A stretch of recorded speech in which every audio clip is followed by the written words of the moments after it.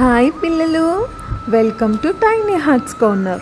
ఈరోజు మనం ఈ వీడియోలో మన ఇరుగు పొరుగు ఇళ్లల్లో ఉండే వాళ్ళ గురించి చాలా ముఖ్యమైన విషయాలు తెలుసుకోబోతున్నాం. అయితే పిల్లలు, అసలు మన ఇరుగు పొరుగు వాళ్ళు అంటే ఎవరండి? అంటే మన నైబర్స్ ఎవరు మీకు తెలుసా? మన నైబర్స్ ఎవరు అంటే మన ఇంటి పక్కన, ఇంటి ఎదురుగా లేదా మన వీధిలో నివసించే వారినే మనం ఇరుగు పొరుగు వాళ్ళు అంటాం, అంటే నైబర్స్ అంటాం అన్నమాట. వారు మన కుటుంబ సభ్యులు కాకపోయినా మనకు అవసరమైనప్పుడు ముందుగా సహాయం చేసేవారు చాలాసార్లు పక్కింటి వాళ్ళే అవుతారు కదండి. మనం ప్రతిరోజు వారిని చూస్తాము, నవ్వుతూ పలకరిస్తాము, పండుగలతో కలిసి జరుపుకుంటాము. అందుకే మంచి పక్కింటి వారు, ఎదురింటి వారు ఉంటే మన జీవితం మరింత ఆనందంగా ఉంటుంది, అవును కదండి. అయితే అసలు పక్కింటి వారు ఎందుకండి అంత ముఖ్యమైన వాళ్ళు? అది ఎలాగో తెలుసుకుందాం. మొదటిగా అవసరమైనప్పుడు మనకి ఎక్కువగా సహాయం వాళ్ళే చేస్తారు. మన అమ్మ లేదా నాన్న ఇంట్లో లేకపోతే అత్యవసర పరిస్థితుల్లో పక్కింటి వాళ్ళు లేదా ఎదురింటి వాళ్ళే కదండి మనకి హెల్ప్ చేస్తూ ఉంటారు. రెండవది, వారు మన ఆనందాన్ని పంచుకుంటారు. దీపావళి, సంక్రాంతి, ఉగాది, క్రిస్మస్ వంటి పండుగలు కలిసి జరుపుకుంటే మరింత సంతోషంగా ఉంటుంది కదా వాళ్ళతో.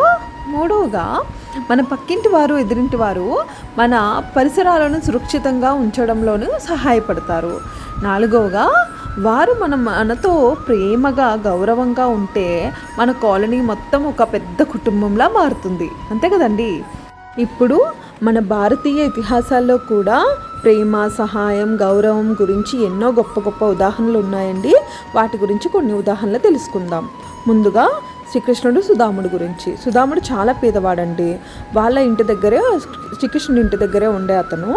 కానీ శ్రీకృష్ణుడు అతన్ని ఎంతో ప్రేమగా ఆహ్వానించేవాడు. ధనాన్ని కాదు, స్నేహానికి ఎక్కువ విలువ ఇచ్చేవాడు అనమాట ఆయన. అందుకే అతను ఎప్పుడు ప్రేమగా, గొప్పగా భావించేవాడు సుధాముడిని. అలాగే రెండో ఉదాహరణకు వస్తే శ్రీరాముడు మరియు వానరసేన. అడవిలో ఉన్నప్పుడు వానరులు శ్రీరాముడికి అండగా నిలబడ్డారండి. కలిసి పనిచేస్తే ఎంతటి కష్టాన్నైనా అధిగమించవచ్చు అని మనకి ఈ కథ చెప్తుందనమాట. ఈవెన్ చిన్న చిన్న ఉడతలు కూడా ఆ వారధి కట్టడానికి శ్రీరామచంద్రుడికి సహాయం చేశారని చెప్తూ ఉంటారండి. అంటే నైబర్స్ అంటే మన చుట్టుపక్కల ఉండే జనాలు మాత్రమే కాదండి, ఇంక్లూడింగ్ యానిమల్స్ కూడా అని మనకు ఒక మెసేజ్ ఇచ్చారనమాట. ఇంకా మూడో ఉదాహరణకు వస్తే మన పాండవులు ఉన్నారు కదండి. పాండవులు కూడా వనవాసం, అంటే వాళ్ళు ఎగ్జైల్కి వెళ్ళినప్పుడు ఏం చేశారంటే చాలా చాలా ప్లేసెస్లో మారు వేషాల్లో వాళ్ళు ఉండడం జరిగింది. అప్పుడు వాళ్ళ చుట్టుపక్కల వాళ్ళు వాళ్ళకి పాండవులకి చాలా కోఆపరేట్ చేశారనమాట.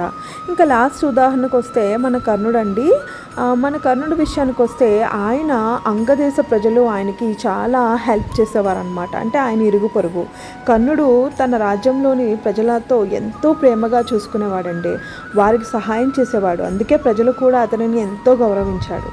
సో ఈ కథలన్నీ మనకు ఒకే సందేశం చెప్తున్నాయండి.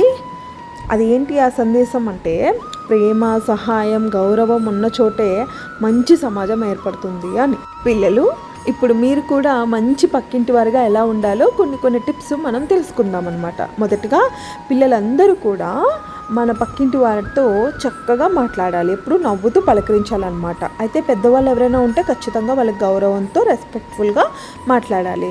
దీంతోపాటు ఎవరైనా ఏమైనా సహాయం అడిగారనుకోండి, మీకు తోచినంత సహాయం వాళ్ళకి చేయండి. చెత్తను ఎక్కడ పడితే అక్కడ మీ కాలనీలో వేయకండి. మరియు పరిసర ప్రాంతాలను చక్కగా శుభ్రంగా ఉంచుకోండి. దానివల్ల కమ్యూనిటీలో ఉండే వాళ్ళందరికీ కూడా డిసీజెస్ రాకుండా ఉంటాయి. పెద్దగా శబ్దం చేసి ఇతరులను ఇబ్బంది పెట్టద్దు. ఎందుకంటే ఒక్కొక్కరికి ఎగ్జామ్స్ ఉంటాయి, ఒక్కొక్కరి ఇంట్లో ఫంక్షన్స్ అవుతూ ఉంటాయి అన్నమాట. సో ఆ టైంలో అవతల వాళ్ళని మనం ఎప్పుడు ఇబ్బంది పెట్టకూడదు. సో కొంచెం వాల్యూమ్ తగ్గించుకోవాలి. మీ బొమ్మలు, పుస్తకాలు, అవసరమైతే స్నేహాన్ని కూడా మీరు అందరూ కూడా పంచుకోవాలి. పండుగలను అందరితో కలిసి ఆనందంగా జరుపుకోవడం వల్ల ఇంకా బాగుంటాయండి. చిన్న మంచి పనులు కూడా పెద్ద ప్రేమను పెంచుతాయన్నమాట. పిల్లలు, ఒక మంచి పక్కింటివాడు మన జీవితాన్ని సంతోషంగా, సురక్షితంగా ఉంచగలడు, అలాగే మార్చగలడు. ఈ రోజు నుంచి మనం అందరం మంచి పక్కింటి వారుగా మారుదాం. నవ్వుదాం, సహాయం చేద్దాం, ప్రేమను పంచుదాం. ఎందుకంటే మన పక్కింటి వారితో ప్రతి ఇల్లు ఒక సంతోషమైన కుటుంబంగా మారుతుంది కాబట్టి. అలాగే మీ అందరికీ ఈ వీడియో కనుక నచ్చినట్లయితే please watch, like, share and subscribe.